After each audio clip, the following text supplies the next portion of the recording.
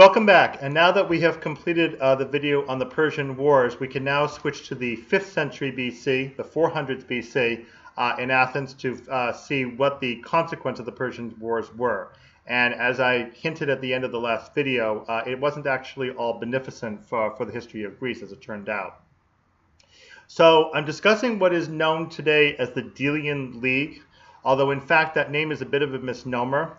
The original conception was simply the city of Athens that was in charge of a large network of allies. So the reason why it's referred to as Delian League is simply that the island of Delos, which as you saw on your map before, and you can now look now, is that small island, the birthplace of Apollo and Artemis, that is a very important Athenian possession. They used that island as the place for meetings and for treasury storage in the Delian League, as we will further explain. So this is the big alliance of allies the Athenians built up that allowed them eventually, under the stewardship of their great statesman Pericles, to turn into a massive empire. That was a great thing, and it was also a tragic thing at the same time, because the Athenians got so caught up on the leadership and power that they derived from the Delian League that they failed to foresee the consequences in terms of the relations that they were holding with other cities, as to how eventually that would deteriorate and how costly that would ultimately be. But of course, hindsight is always 20/20. Okay, so let me give you some more specifics. First of all, I would recommend that you get out your map, and when you do, please locate on the map, once again, the island of Delos. That's the one that is covered up by the black dot right in the middle of the Aegean Sea. If you need to, you can pause your video to get your map and locate Delos. Okay, now, this island came under Athenian possession back in the 6th century BC, the 500s BC, with that tyrant Pisistratus. I will give you his name here.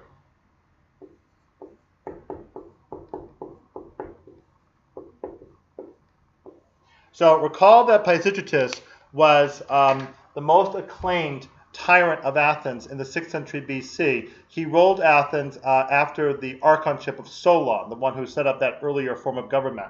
But he ruled before Cleisthenes, the one who set up the real democracy, as we understand the Athenian populace to have been ruled by. So Pisistratus was the tyrant who sponsored the arts, literature, music, architecture in Athens, and did quite a bit to rebuild the city at that time. Unfortunately, a lot of his rebuilding efforts were demolished during the Persian Wars, but still he advanced the appearance of the city quite a bit during his time. Now, Pisistratus also recognized the importance of the island of Delos because of its religious background. During his tyranny, he sent a religious delegation out to the island of Delos to purify it. As a result, that brought Delos under Athenian possession. Now, Delos did not have a polis of its own because it was such a small island. Instead, all it had on it were the shrines, not only to Apollo and Artemis, but also to other of the 12 gods as well. So it really was primarily a religious institution. And of course, it did require some support in the form of money and financial oversight and such. And so the Athenians now essentially ruled the religious procedures on the island of Delos. Now, that meant that when the Athenians needed a place to store money away from Apollos, Delos was an appropriate location. Also, because Delos had a central location in the Aegean Sea, this would be a convenient place for the Athenians to convene meetings if it ever wanted to among all of its allies. Okay, so bear that all in mind as I now describe how this network of allies got together. First of all, after the Persian Wars were finished in 479 BC, that earlier phase before the final defeat, the Greeks wanted to chase the Persians down and make sure that they were really gone. The Spartans tried to do it under King Pausanias.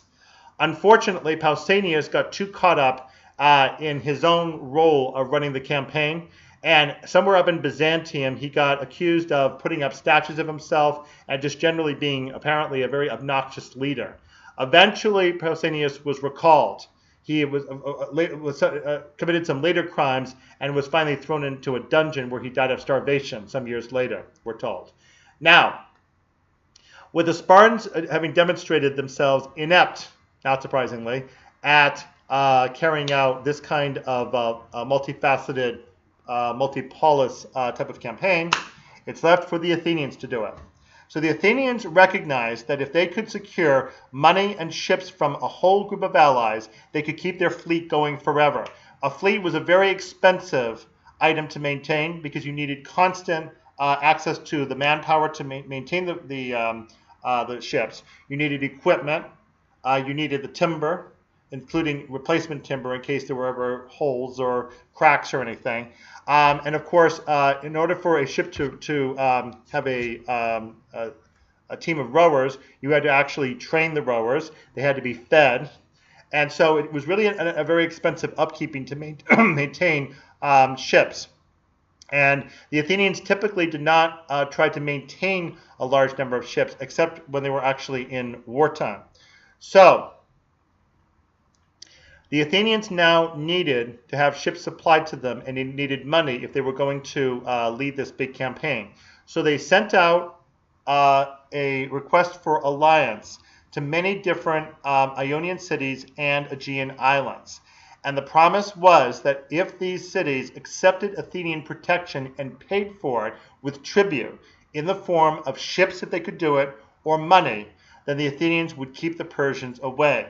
So it was basically talking everybody up into with the rhetoric of, you know you need protection, right? The Persians are going to come back, right? You're defenseless, right? You need us, the biggest fleet in the universe, right? So support us. All right, everybody went along with it.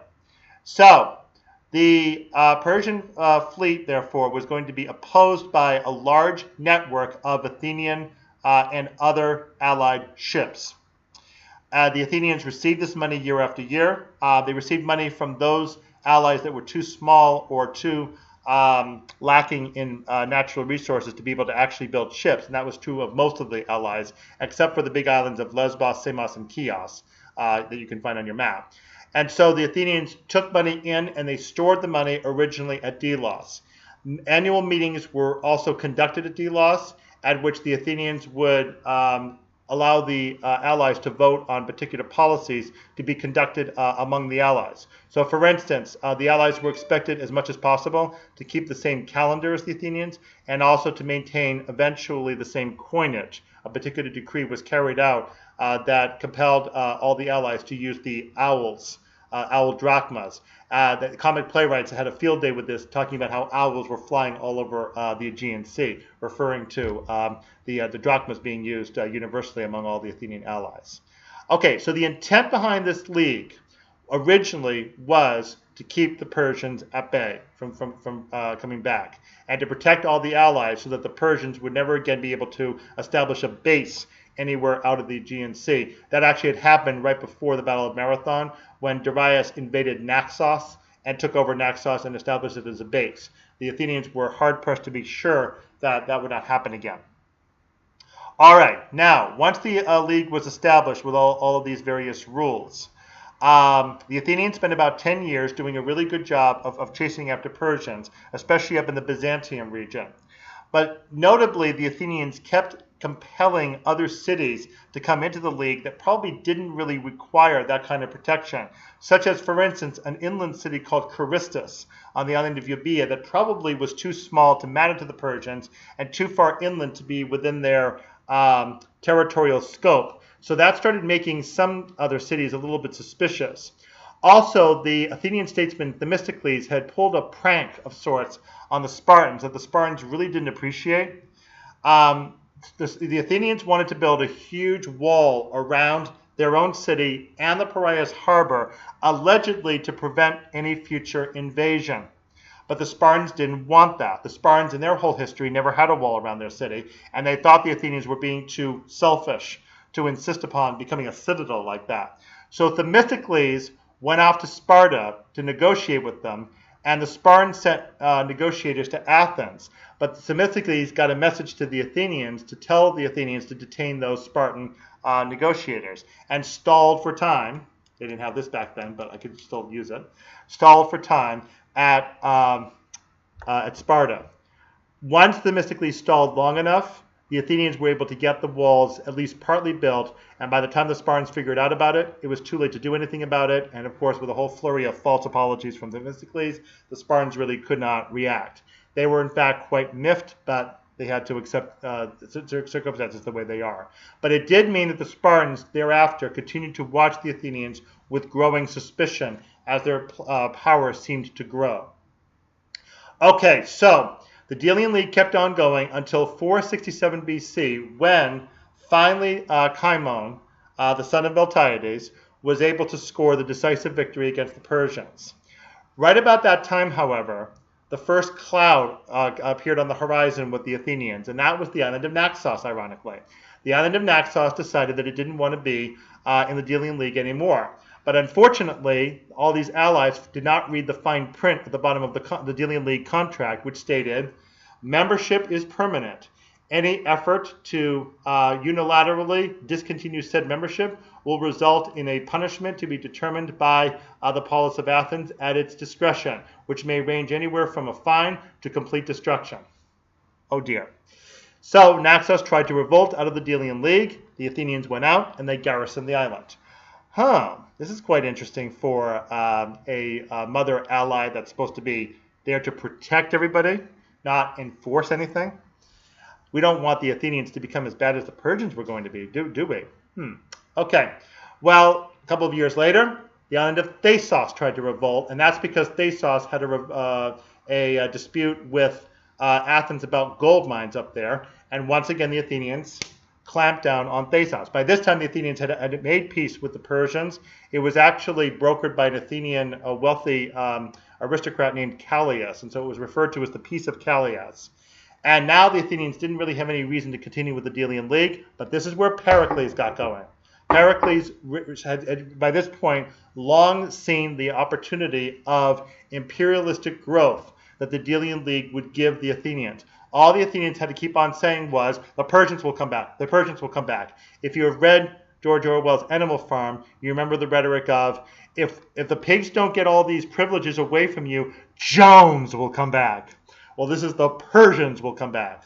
So the Allies reluctantly went along with it for the most part, except for these two, Naxos and Thasos.